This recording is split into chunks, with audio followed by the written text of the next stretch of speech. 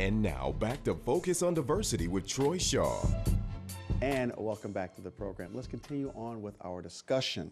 Black leaders angry over attack. The victim in what police are calling a racially motivated assault on a county bus said that he felt sorry for his attackers. The 20-year-old Wauwatosa man was attacked by two African-American teens on a Milwaukee County bus. Leaders in the black community are upset about the Wauwatosa Police Department's plan to seek the hate crime enhancer against a 16-year-old suspect. Now, did he use a derogatory term while beating the man up? I mean, isn't that the essence of the hate crime enhancer? Chris? Call him a cracker. That's what he called him. Cracker. Apparently basically, that's what he called him, from what I understand. Apparently, that's the word. So does that connotate a hate crime enhancer? As a white man in Milwaukee, I wouldn't call that a hate crime enhancer. Yet the whole scenario of it, the beating, calling him that way as they're beating him, yes. I'd probably put it into a scenario where it was a hate crime because they targeted him because he was a white youth, and went forward from there. So that's why I would put it all together as the whole picture and not just the term. Because that term added together. Actually, he was 20 years old, so he wasn't an adult. But you wrote a bit of an article on this in WisPolitics.com. I'm kind of curious about the term cracker.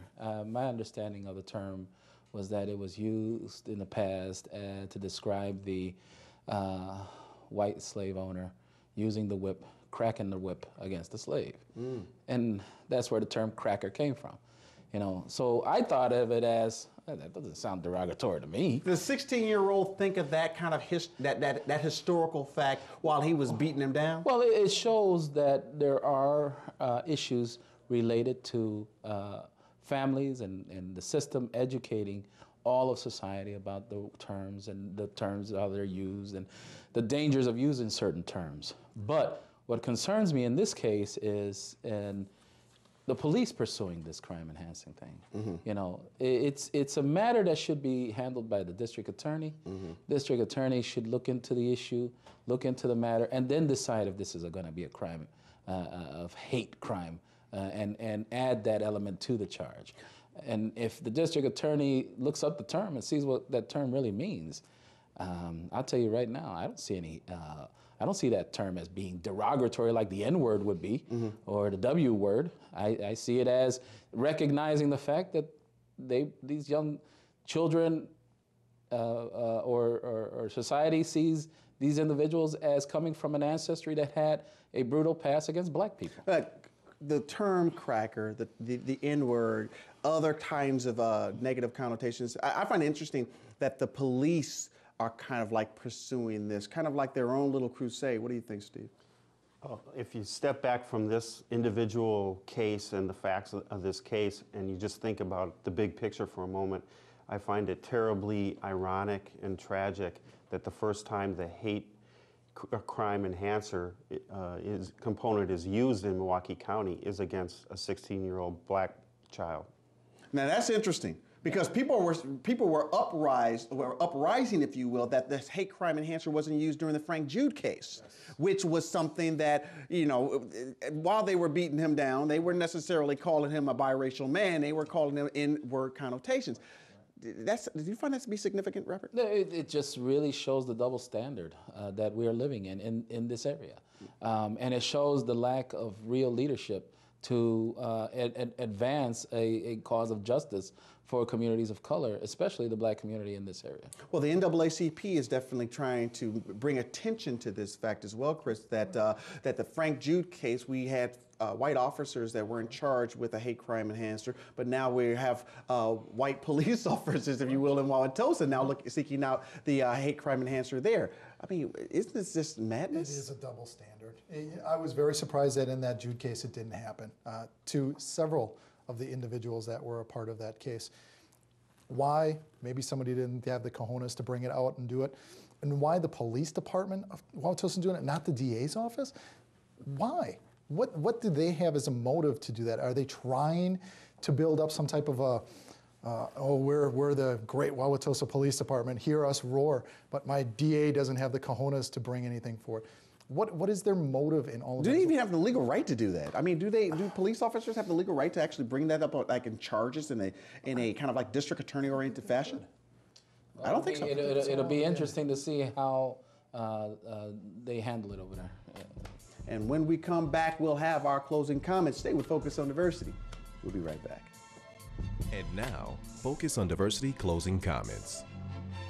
Police in Wauwatosa want to enhance criminal charges against a young black male in an attack on a county bus because the young black male supposedly used the term cracker.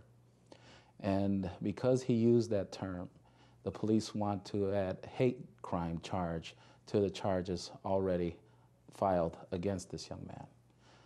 The police in Wauwatosa should not have that right. That should be given to the district attorney to make that decision. It's unfortunate that the district attorney of Milwaukee County never used that right against Milwaukee police who attacked Frank Jude. If you want to see what's been happening to the erosion of the middle class, all you have to do is take a drive down Howell Avenue in Oak Creek, where over 1,000 family-supporting union jobs have been eliminated, and in their place, they have hired other people to work for $9 to $13 an hour. Meanwhile, retail jobs are popping up all along that stretch. It's the essence of middle-class erosion in a nutshell right in our midst. Recently in Boston, there was an advertising campaign based around the Cartoon Network in regards to a new cartoon that was going to go out. They utilized technology in regards to having a cartoon character in basically what was a light bright, giving an obscene gesture in different areas of the city. They were considered to be bomb threats. The vice president of Turner Broadcasting's Cartoon Network division lost his job over the advertising campaign that it was. In a post 9/11 era, is this a little overkill? Shouldn't the first people that had been on the scene looked at it and thought, common sense, this is a light bright. What are these doing on our buildings? Why are they out there? I think we look at things in this manner that we're getting a little too far out there now. We need to start reining ourselves back in and looking at what we really are as an organization or as a country, and not as everything that's out there is a terrorist plot against the United States. Thanks for being on the program, gentlemen. I really appreciate it. You know, a couple of weeks ago, I made a comment in regards to getting in the ring with Mark Belling for charity. Actually, I offered him $1,000 to any charity that he chooses if he's willing to get in the ring for 3 rounds with me. Mark Belling's a little taller than I am, a little heavier. It should be an easy win for you, Mark, but he has not responded, and yes, indeed, I am serious. I think Mr. Belling and I and many people wouldn't mind watching that boxing match for diversity. In essence, I'm really looking forward if he says either yes, if he says yes. But I think I got a pretty good play on this. He's not going to respond. He's not going to say anything. He's going to let it bowl over, because that's Mark Belling. His tongue is sharper than his constitution. That's indeed my note to you. I'd like to thank again my guests for being on my program here today. And I would hope that we could talk about diversity every single week. That's next time on Focus on Diversity. God bless you. And you have a great day.